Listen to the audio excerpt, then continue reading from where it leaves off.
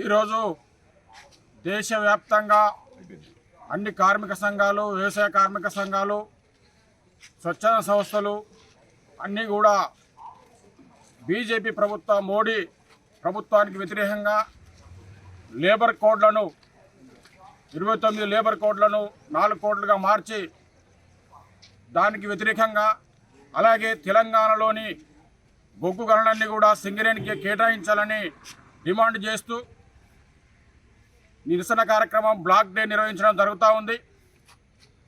మూడోసారి అధికారంలోకి వచ్చిన తర్వాత మోడీ దూకుడుగా వ్యవహరిస్తూ ఉన్నాడు, కార్మిక చట్టాలను మారుస్తూ ఉన్నాడు, ప్రభుత్వ రంగ సంస్థలను ప్రైవేటీకరణ చేస్తూ ఉన్నాడు. ఎన్ని నిరసన కార్యక్రమాలు చేసినప్పటికీ కూడా ఆయన ప్రయత్నం అనేది పెట్టుబడిదారులకు అనుకూలంగానే ఉంది తప్ప ప్రభుత్వ రంగ సంస్థల కోసం, కార్మికుల కోసం ఏనాడు కూడా పనిచేయని పరిస్థితి ఈరోజు ఉంది. కాబట్టే కార్మిక వ్యతిరేక చట్టాలను తీసుకువస్తున్నాడు. కాబట్టే ఈరోజు కార్మిక సంఘాలు, వ్యవసాయ కార్మిక సంఘాల ఆధ్వర్యంలో బ్లాక్ డే సింగరేణిలో నిర్వహించడం జరుగుతుంది. దానికి అందరూ కూడా కార్మిక వర్గం కూడా వ్యతిరేకిస్తూ ఉన్నారు. కాబట్టి ఈరోజు ఈ నిరసన కార్యక్రమాన్ని విజయవంతం చేసిన కార్మికులందరికీ కూడా జేజేలు తెలియజేస్తూ ఉన్నారు. కేంద్రంలోని నరేంద్ర మోడీ ప్రభుత్వం అనుసరిస్తున్నటువంటి కార్మిక రైతు వ్యతిరేక విధానాలపైన ఇవాళ కార్మిక సంఘాలు, రైతు సంఘాలు దేశవ్యాప్తంగా బ్లాక్ డేకు పిలుపునివ్వడం అనేది జరిగింది. ఈ పిలుపులో భాగంగా దేశవ్యాప్తంగా కార్మిక వర్గం, రైతులంతా కూడా నిరసన తెలియజేస్తూ ఉన్నారు. ఇవాళ నరేంద్ర మోడీ అనుసరిస్తున్నటువంటి విధానాలు మానుకోవాలని చెప్పి ఇవాళ 2019లో ఏదైతే బిల్లు ప్రవేశపెట్టిండో ఇవాళ ఈ రోజుకు 4 సంవత్సరాలు దాటింది.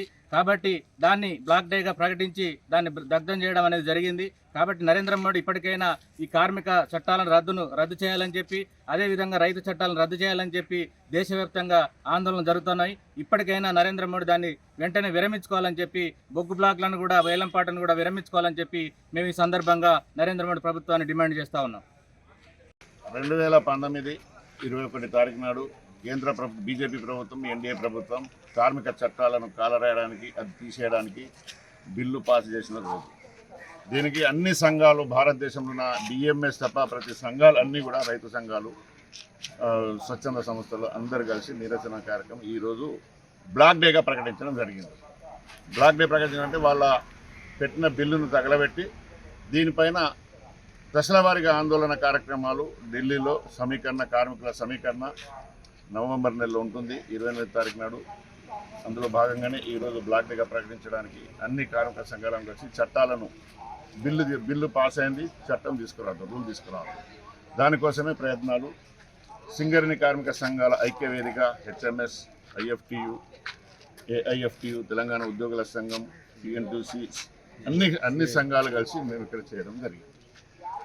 సింగరేణిలో దేశవ్యాప్తంగా అన్ని సంఘాలు కలిసి చేస్తున్నాయి ఎక్సెప్ట్ బిఎంఎస్. కనుక కార్మికులందరూ దీనికి కార్మికులను ఏకతాటిపై తీసుకొచ్చి నిరసన కార్యక్రమాలు ఉధృతం చేయడానికి భాగంగానే ఈరోజు బ్లాక్ డే ప్రకటించారు. అసలైన తొలి వెలుగు.